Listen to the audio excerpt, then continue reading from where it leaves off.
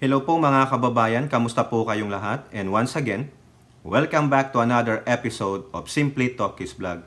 Pag-usapan natin mga kababayan ay itong mga kandidato, no? Isa dyan parang nuisance.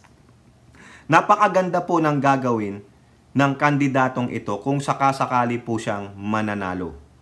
Okay, tandaan nyo po ha, yung sinasabi niya, okay? Also, ito namang atin ng bayan nyo, susmi. No?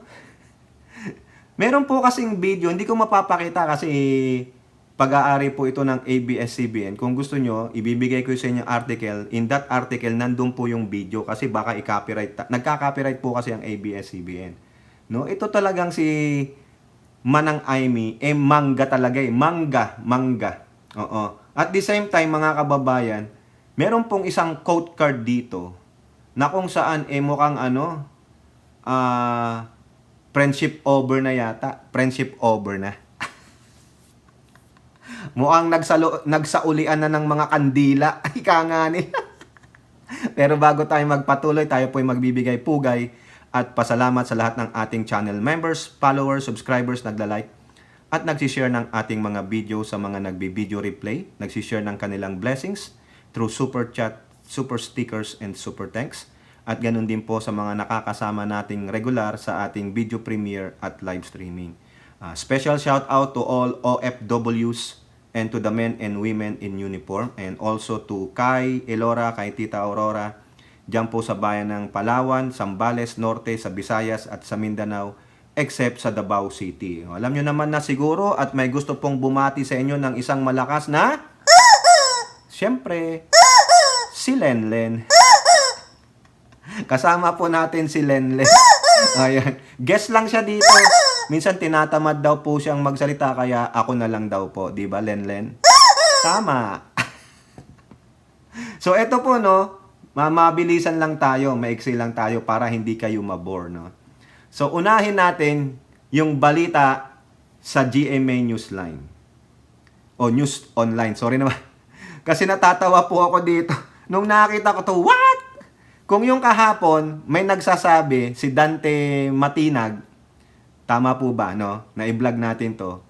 Nasabi niya, siya daw po ang asawa ni Miss Chris Aquino at fiancé ni ate ng bayan nyo, Aimee Marcos. Kinantahan niya pa nga si Aimee Marcos. Ay, hindi ko alam kung anong kinanta niya. Baka, my love. Ang daming nuisance mga kababayan at mga katokis. Ang daming nuisance talaga. Tawang-tawa ako.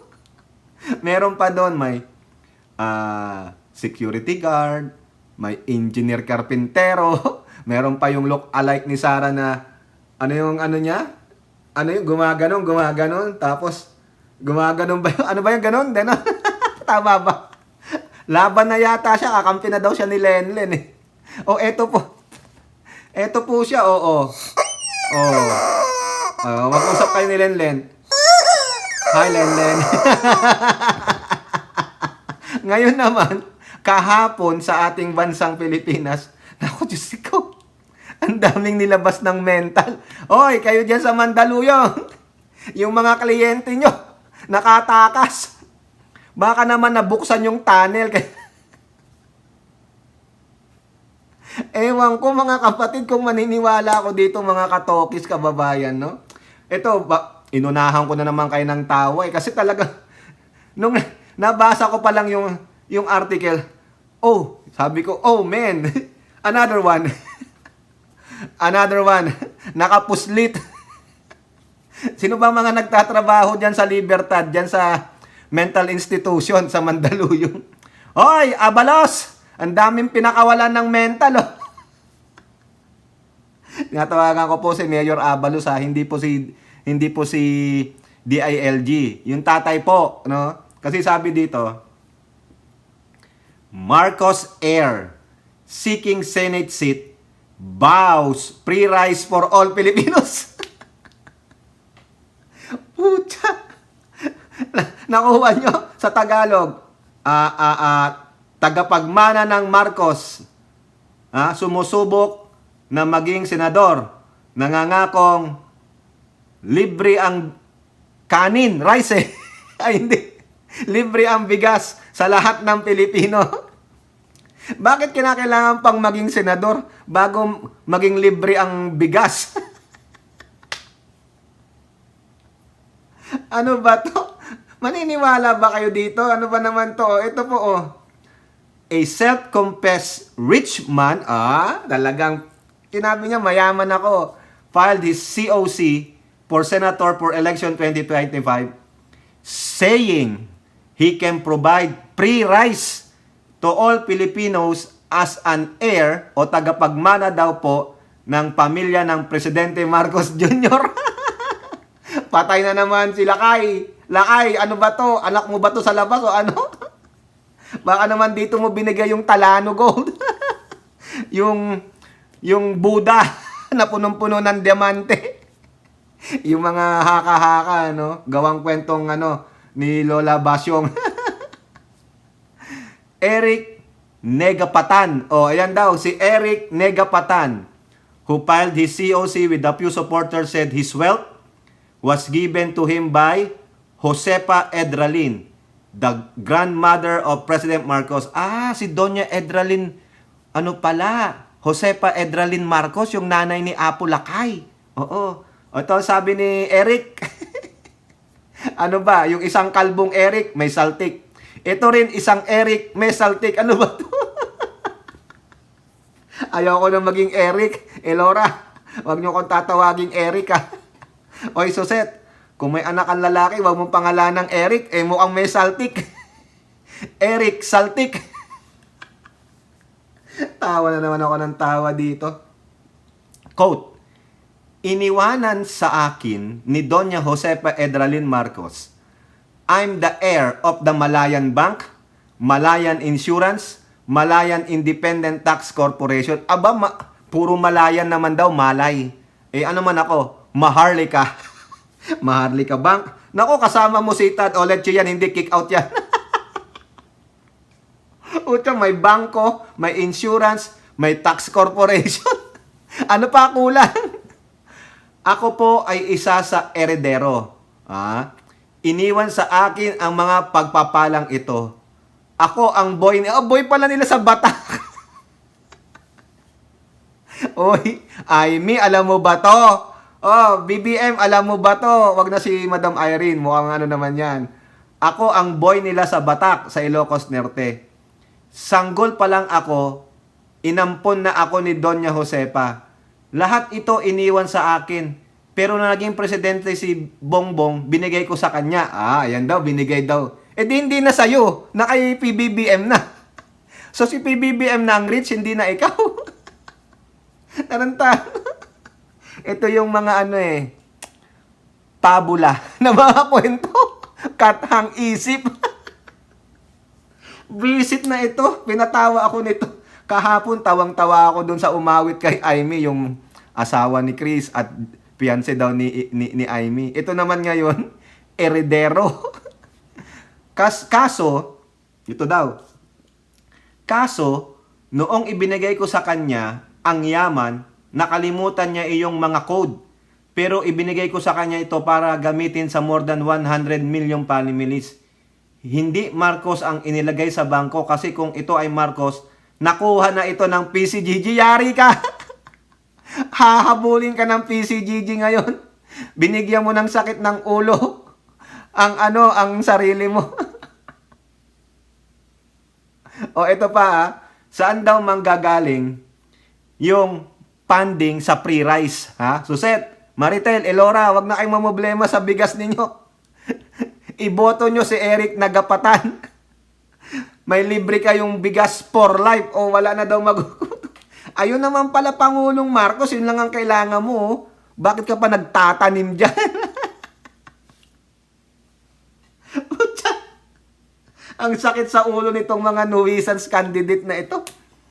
The funding for the free rice, he said, will be sourced from this inheritance. Ayun naman pala, Pangulong Marcos, nasa yun naman pala. Grabe ka, I-share mo yan sa amin. Kung ako ay nanalo, wala na pong bibili ng bigas sapagkat kausap ko po lahat ng mga hari ng mga bansa. na ang lahat ng mga bagay na itong kinuha ko po ang soberenya ng Pilipinas sa lahat ng mga bansa. Putya. Ayoko na. Ayoko na. Ha?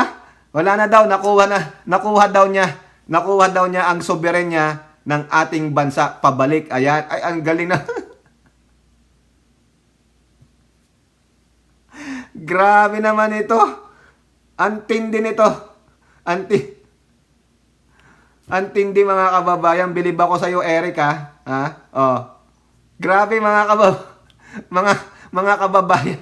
Hindi pa kaya ito ginawang nuisance kaagad ng COMELEC? Kasi mayroon silang ginawang nuisance, no? Dito tinan nyo sa baba, oh. Senate bet turns emotional over disqualification. Oh. Independent aspirant Betsaida Lopez, who is gunning for a Senate seat for the third time, turned emotional as she shared allegedly being disqualified for not having the ability to mount a nationwide campaign. Sa bagay, si Eric, ano pangalan nito? Ano pangalan mo? Eric Negapatan, mayaman to dahil sa kanya daw ang heredero siya.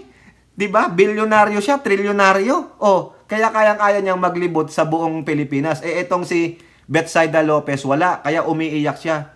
Sabi sa akin, you have a meritorious accomplishment as a private citizen, but you cannot mount a nationwide campaign.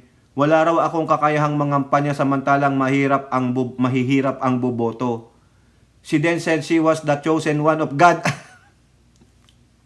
Eto na naman tayo. May girl version ni Kibuloy. Visit. Okay na sana suset Maritel Elora Miyu.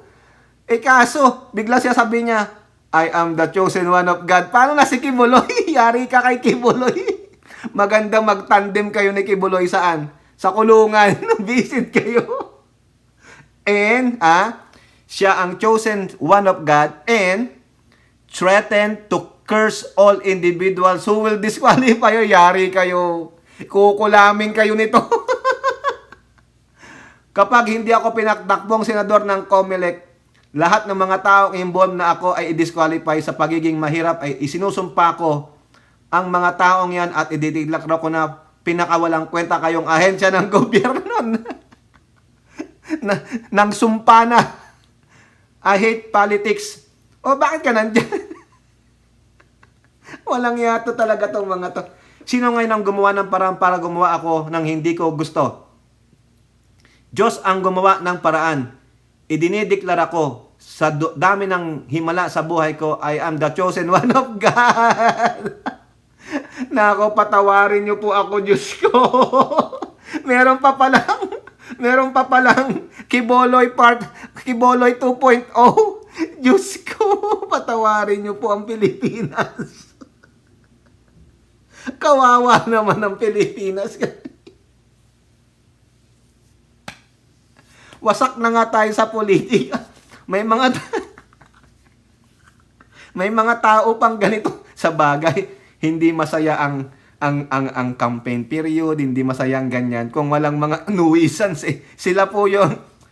Nakakawala ng stress natin. Di ba, Suset, Elora at Maritel Miyu? Oh, ayan lang. At least kahit papaano, ilang minuto tayo ditong tumatawa. Oh, yeah.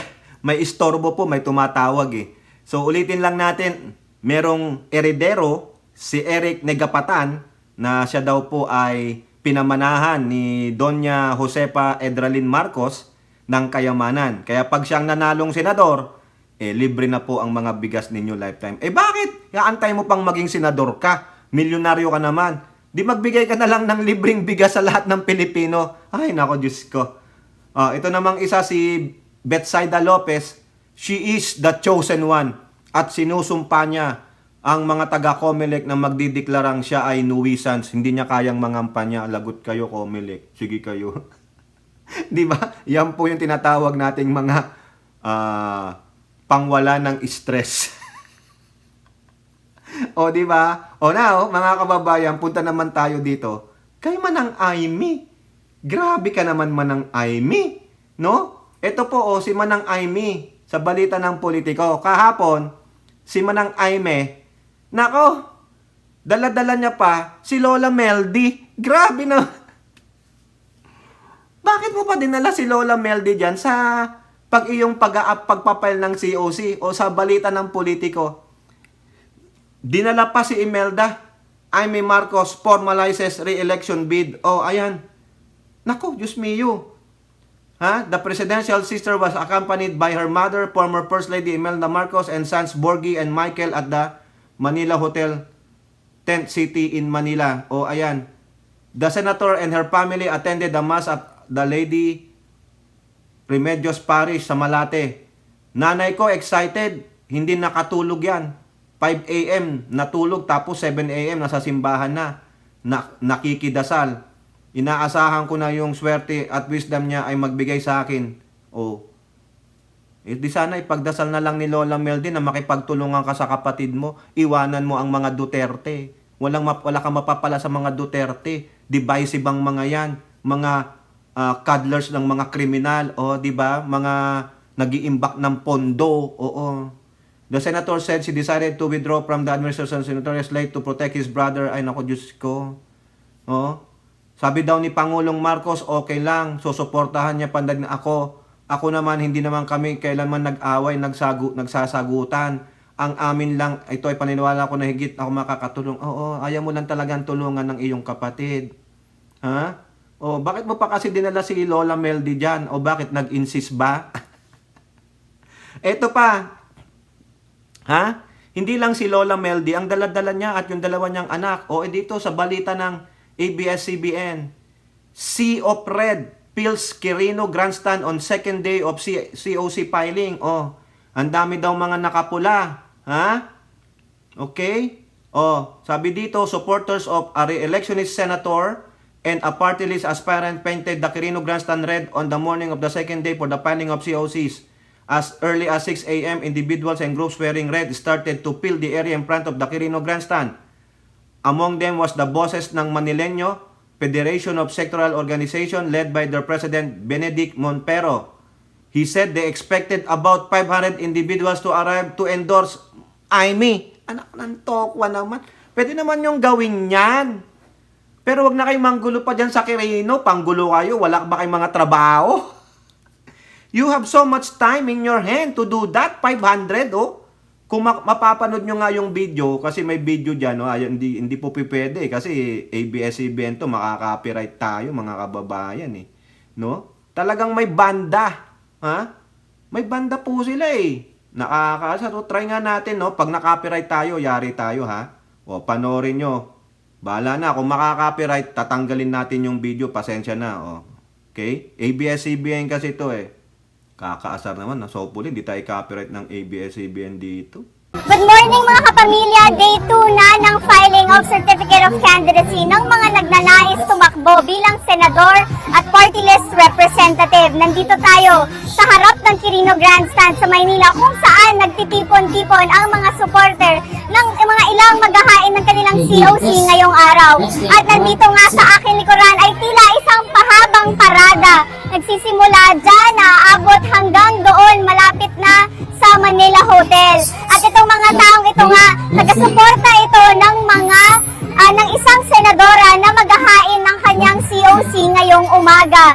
6 o'clock pa lang na umaga, nandito na ang ilang taga-suporta niya at sinabi nilang importante sa kanila na ipakita na nandito sila at ipapakita nila na susuportahan nila ang kanilang pambato sa darating na eleksyon. Inaasahang darating ang kanilang kandidato ilang oras man mula sa ngayon at sinasabi nga nila na paparada sila mula dito sa Quirino Grandstand hanggang doon sa harap ng Manila Hotel kung saan maghahain ang mga nagnanais tumakbo bilang senador at party list representative. Naunang sinabi ng COMELEC na hindi nila pinagbabawal yung mga ganitong gimmick, pero sinasabi lang nila sa mga aspirant at kanilang mga taga-suporta na sana ay huwag nilang istorbohin ang mga tao, na mga publiko at ang mga traffic. Sinasabi rin nila na bagamat hindi bawal, ay sana nga iwasan na lang kung pwede daw at panatilihing simple ang paghatid sa mga aspirant na maghahain ng kanilang COC. Naunang sinabi rin ng Manila Police na wala namang pinagbabawal, pero ang sana pakiusap lang nila ay kapag kanilang programa na ay umalis sila ng maayos at panatilihin ang peace and order sa lugar para maiwasan ang mga insidente. Yan muna ang sitwasyon dito sa Quirino Grandstand sa Maynila. Paige Javier, ABS-CBN News. O yan po mga kababayan, ano, aside diyan, aside doon sa mga yon, no, hindi lang pala lahat kay Amy Marcos yan. Kasi dito po sa balita dito, patuloy na balita na yan na article, sabi rin dito, meanwhile, the other group in red were the United Senior Citizens Party List and its supporters who had their own gimmick. They played the drums, siguro yung mga nandoon, and showed off their tarpaulins as they walked from the Quirino Grandstand to the front of Manila Hotel 10 City. These political stunts are not prohibited. Ayun yung sinasabi nga, no? Biruin mo, no? Sama-sama po sila doon. Yung mga sumusuporta kay Amy Marcos, saka yung mga supporter naman ng mga party list na United Senior Citizens Party List. So, sama-sama na sila. Lahat sila naka-red. Kaya iisipin mo, lahat yun kay Amy Marcos. So, hindi naman pala lahat. Okay? Pero, sobra naman kayo. Yung kay Amy Marcos, 500. Ang dami nyo. Grabe naman. Oh.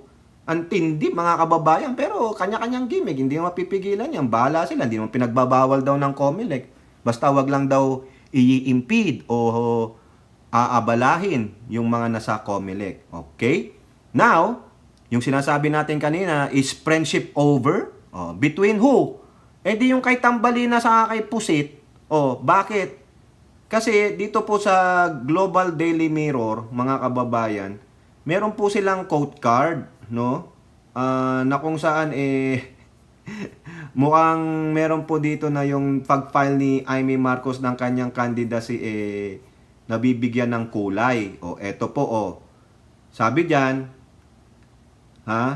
kung susuporta ba, i-endorse ba ni Sara Pusit si ate ninyong Tambalina? Ito ang sabi, hindi ko alam. Hindi ko pa napapag-usapan 'yon. Ang akin lang, pinili ko na maging malaya para hindi na ako kakampi kanino man. Laban pa sa iba. Mas maigi na piliin na lang natin ang sambayanang Pilipino. Ganyan 'yan. Siyempre campaign. Ayaw niyang madikit kay Pusit kasi tiyak yari siya sa mga loyalista at Marcos supporter. Ayaw niya ring madikit sa kapatid niya kasi yayariin siya ng mga Pusit supporter. Doon na nga lang yung mga Pusit supporter. Nung nalamang binanggit yung pangalan niya doon sa mga administration slate, nagngaw-ngaw na sila, namamangka sa dalawang ilog. Kaya itong si Amy, sabi niya siguro kay Sara, didistansya muna ako sa iyo, hindi muna ako didikit, pero friendship pa rin tayo, ha. Hindi naman sila totally mag-break up niyan.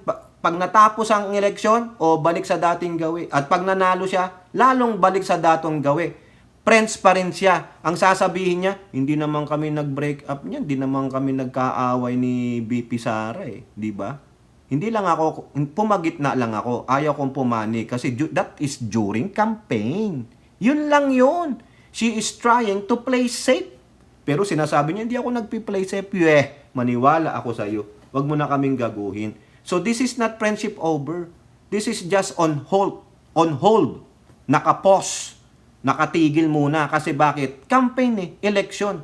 Alam niya masisira siya pag kumampi siya dito. Alam niya masisira siya pag kumampi siya sa kabila. Saan siya? Di sana pumagitna muna ako. Lahat ng friendship natin on hold muna. Nakapause yan, ha? Pindutin niyo yung pause button sa mga radio ninyo. Ganun lang po yan. Kaya ito, makikita mo yung dumi ng politika, yung dumi ng eleksyon. Kaya itong mga statement niya, okay lang yan. Yan ang sabi mo yan ang pinaniniwalaan mo di ba? Pero alam naman namin na beshi-beshi pa rin kayo ni Pusit. Di ba? Maganda yan, magbigay ka na ng categorical statement. Sabi mo, wala na, hindi na kami magkaibigan. Hindi, di ba? Siyempre, election kayo po, ano pong inyong masasabi? Comment down below and don't forget to like and share. Hope to see you on next videos. Bye-bye. God bless.